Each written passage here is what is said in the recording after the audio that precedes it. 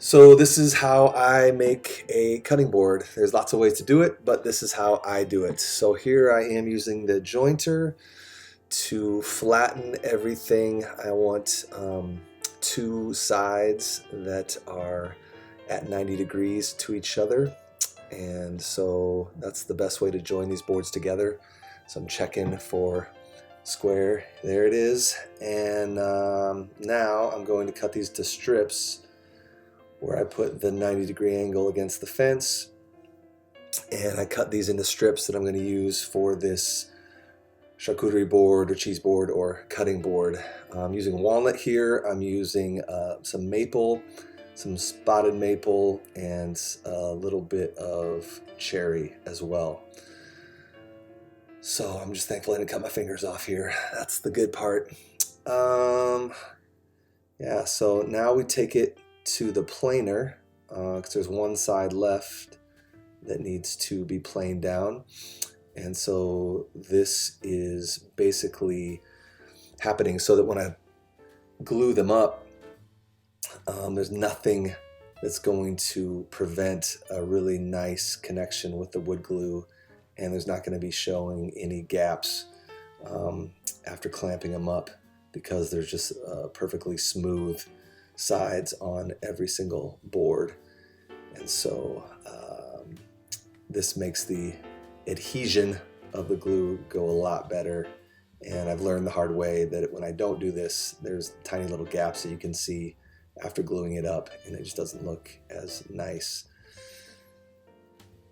So this is a fun process. Now I'm just checking out the boards. I'm gonna put them up on end. This is called the end grain cheese board or cutting board. And so checking out the arrangement I want. A lot of times I just do this, just whatever, just throw them together and see how it looks. And sometimes when you don't overthink it, it looks good. And so now we're gonna glue these up. I use Titebond 3, which is supposedly waterproof. There's Marky Mark. Feel it, feel the vibrations.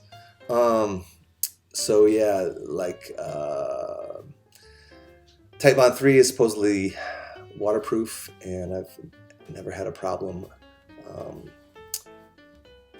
with Titebond 3. It's a little more expensive, but it's worth the cost because these boards will fall apart if you don't use a glue that's waterproof.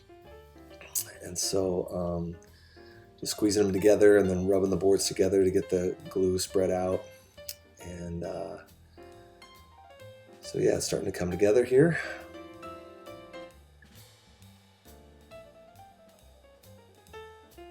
So I use this board to press them down because when you add pressure, sometimes because of the glue, things can get a little squirrely and the boards can slide around.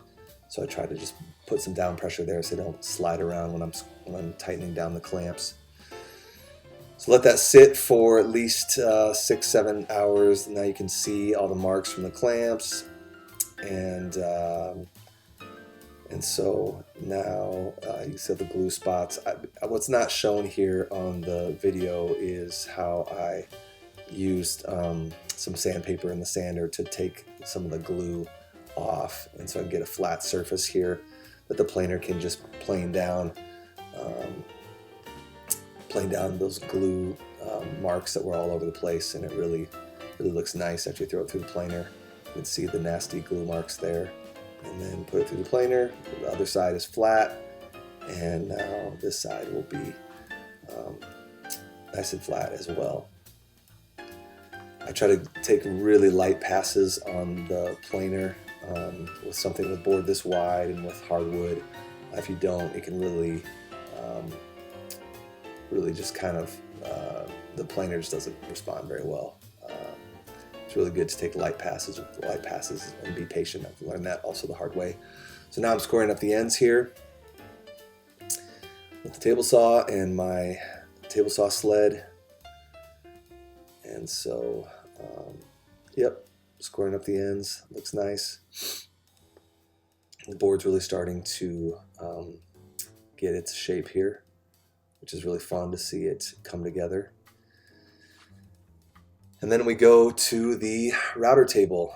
to get some nice edges on here. So we got the nice 90-degree edge there, and we're going to take that down with just a little round over here, and this makes it just look a little more professional.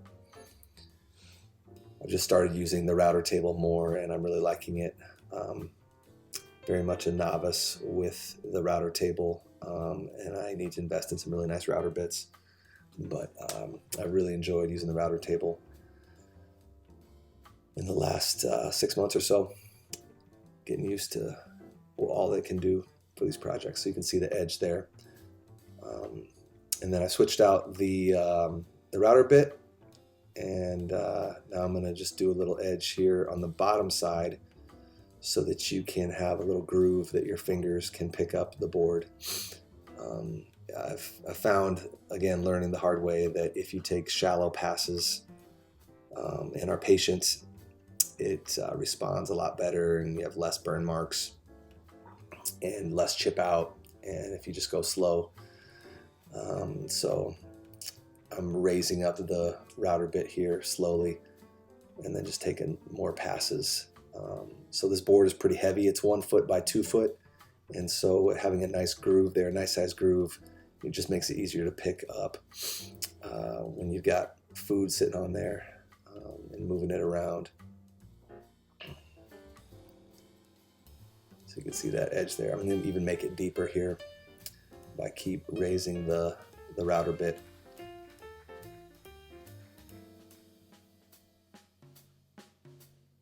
One more time here.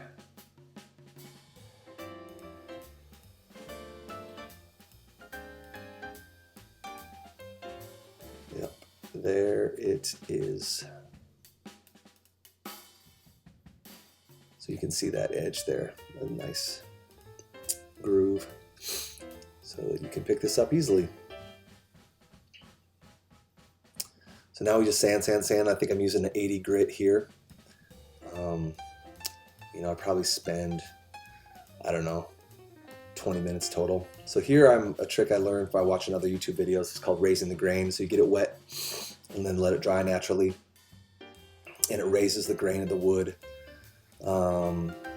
And so that the first time you wash it, it maintains a nice feel, and the grain has already been raised. And so then I take a 120 sandpaper and I knock off that grain that's been raised, and then it'll just feel nicer after the first time you wash it. Now here I'm spraying it off with some forced air because we're about ready to oil it up. And just got the oil at Home Depot, the cutting board oil, butcher block oil, food safe, and this is where it really starts looking nice. Oil it, and then you can simply leave it dry for 24 hours, and it's pretty much ready to use. It's nice to have a bottle on hand to use it after it dries out. And so there it is, finished cutting board, charcuterie board, cheese board.